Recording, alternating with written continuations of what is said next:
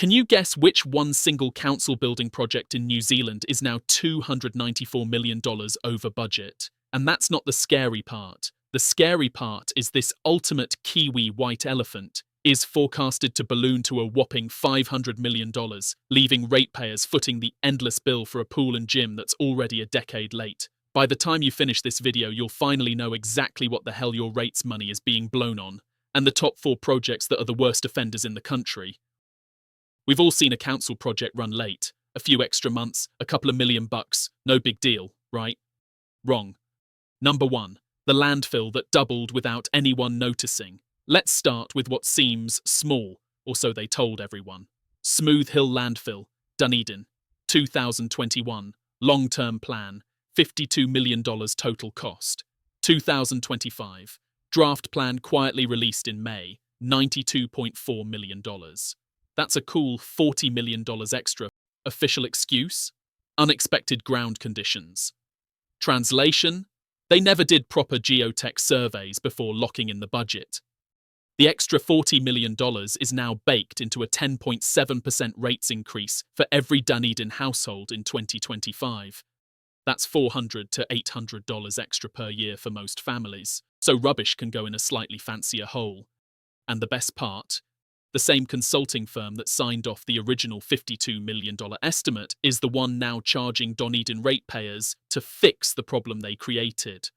So why is Dunedin's Smooth Hill, planned since the 1990s, still just dirt?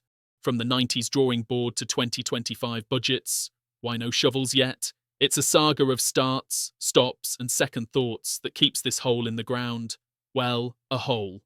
First, endless planning ping-pong. Identified in the 90s as Green Island's backup, it sat through waste strategy reviews and consent battles. Resource consents finally landed in 2022 after years of studies and economic debates delayed shovels till now. By May 2025, the 9-year plan locked $92.4 million, but that's for surveys and roads first, not digging. Second, high council debt sparked fierce councillor fights and mayoral clashes in 2025, with CR Lee Vandervis pushing to defer or axe the white elephant in favour of cheaper waste export, delaying construction to 2027 to 2028. Third, regulatory approvals, commercial viability worries, no private partner, and fights over funding versus Kettle Park toxics keep it stalled. But if you think $40 million over budget is bad, wait until you see the road that costs more per metre than the Auckland Harbour Bridge. Number 2. Queenstown Lakes Eastern Arterial Stage 2. Queenstown Lakes District Council quietly admitted in March 2025 that their entire infrastructure portfolio is tracking $200 to $300 million over budget across multiple projects. But the crown jewel of waste? A single 670-metre piece of road. Stage 2 of the Eastern Arterial has already cost $128 million and is still climbing. That's $191,000 per metre of road. For context, the entire Auckland Harbour Bridge cost $160,000 per metre in today's dollars. And Queenstown ratepayers just got slapped with a 15.6% rates increase to pay for it. So why is Queenstown's Eastern Arterial Stage 2, started years ago, still a mess? 3 culprits turned traffic relief into a taxpayer trap. First, Stage 1 opened in January 2025. But Stage 2 only has $16 million for design and early works. No real money to build. Plus it needs to bulldoze the Memorial Centre, so heritage and consent fights will push it to 2026. Easy. Second, construction setbacks. The work was done in bits. Streets kept closing for stormwater upgrades. They had to protect Horn Creek, deal with heritage checks, and face post-COVID supply issues that pushed asphalt and steel prices up 15 to 20%. Third, constant arguing and not enough money. The council kept fighting over a bypass or CBD route, and the government wouldn't fund anything beyond the first $50 million. So a 15.6% rates hike is now covering the shortfall. The project is still only partly built, and the full opening won't be until 2027 at best, while tourists jam back roads and locals pay for a project they can't use yet. So, to recap, $40 million plus $200 to $300 million over budget so far, and we're only halfway through our list. You're probably thinking, surely the big cities can't be this bad, right? Wrong again. Wait until you meet the heritage building that swallowed a city. Number 3, Wellington's Town Hall earthquake strengthening. 2014. Wellington City Council announces the town hall needs earthquake strengthening. Original price tag? $45 million. Sounds reasonable for a heritage icon, right? Fast forward to March 2025. The same project is now sitting at, wait for it, $370 million. But here's the bit they hoped you'd miss. The council never actually told the public the real number until construction was too far along to stop. They lowballed the estimate, got the votes, started digging, and only then discovered the heritage facade needed gold plating, the acoustics needed world-class upgrades, and suddenly, zero-carbon retrofits added another $100 million. One councillor even admitted in a closed meeting, leaked last year, "We always knew it would be closer to $300 million. We just couldn't sell that number." That's not a mistake, that's deliberate deception. So why is Wellington's Town Hall, started over a decade ago, still not open? You're probably scratching your head. This kicked off in 2014, 11 years ago. Why isn't it done yet? It's a legit question, and the short answer is a chain reaction of tough breaks that turned a straightforward fix into a marathon. Firstly, the Town Hall is a 1904 masonry building on unstable, reclaimed land, so strengthening it turned out to be far more complicated than expected. Engineers later found hidden cracks and weak soil, pushing up costs. By 2022, about $37 million had been added for these unforeseen risks.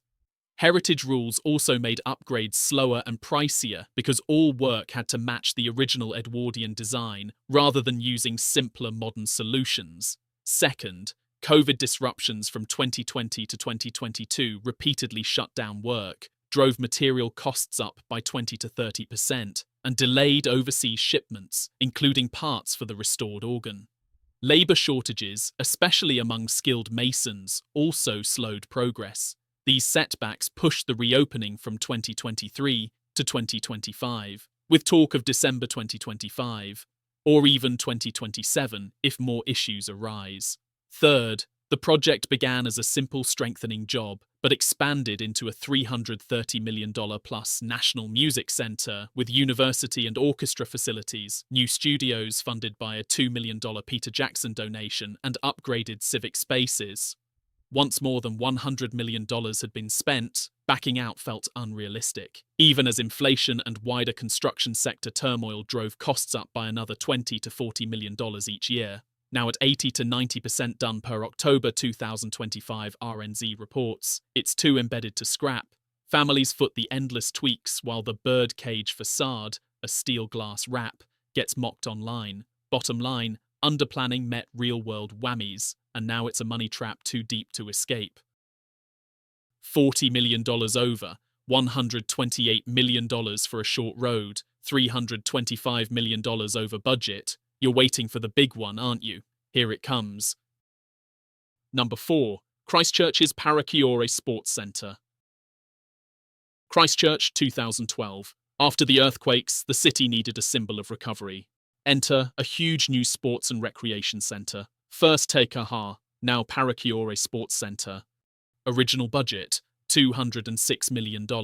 By 2019, $473 million. By 2022, $485 million. By May 2025, pushing $500 million. One building. Nearly $300 million over budget. Then came the moment the plot turned dark.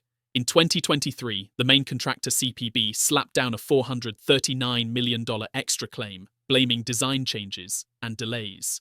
The council said no. CPB went to the High Court and won an injunction forcing the council to keep paying them and keep them on site until the dispute is resolved. So for years, ratepayers funded a contractor they were legally unable to remove. And now the twist. In October 2025, the Crown officially handed Parakiore back to Christchurch City Council. But that doesn't mean finished in the everyday sense. Construction is largely done, but the council still has months of commissioning, safety checks, system testing, pool treatment setup, staff training, and final compliance. It's built, but not open.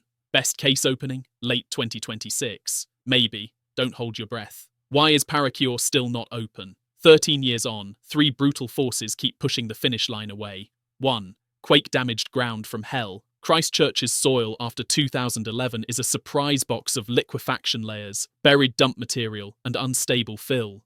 In 2023, a dewatering pump accidentally sucked out soil and created a 10 square metre, 90 centimetre deep sinkhole. One mishap equals 5 months lost, plus 50,000 to 100,000 tonnes of imported clean fill, redesigns, and re-engineering. New seismic rules require full modern post-quake standards, adding $50 to $100 million in foundations and groundworks nobody budgeted for in 2012. 2. Contractor versus council. The court-ordered stalemate CPB demanded an extra $439 million, arguing the design kept changing. Arbitration began, but the High Court ordered CPB to remain on site during the dispute, meaning slow progress, no pause button, and $10 to $20 million a year in legal and holding costs. It's a construction divorce, where both parties are trapped in the same house, burning money. 3. COVID delays plus global supply chaos. COVID lockdowns idled the site for months. Steel and specialist equipment jumped 20 to 30% in price. Overseas shipments, including major aquatics components, sat in ports for weeks. Where things stand now in November 2025. Construction is mostly complete. The Crown has officially handed Parachiore over to the council. But the centre still requires a long commissioning phase, testing pools, electrical systems, safety controls, and training staff. Legal disputes and cost claims are still unresolved. Public opening is still projected for late 2026, unless new surprises hit. Christchurch now has a massive, nearly finished sports palace, but after $500 million and 13 years, residents are still stuck waiting for the doors to actually open. All these projects share the same problem. They're funded through special-purpose companies and long 30-year floating-rate loans that don't show up on the council's official books. Rates rise now, but the real debt hits later, when interest resets and future residents face massive rate hikes. It's perfectly legal, quietly used by multiple councils, and shifts today's costs onto the next generation. But there are fixes that other countries are doing right now. 1. Independent cost reviews for any project over $20 million. 2. Contractors cover any overruns above 10%. 3. Any cost increase over 15% triggers a public vote. 4. No off-balance sheet debt. Everything must be transparent. 5. CEOs and councillors held personally liable for approving knowingly unrealistic budgets. Australia already follows most of these, and their big projects come in about 8% under budget. So why can't we?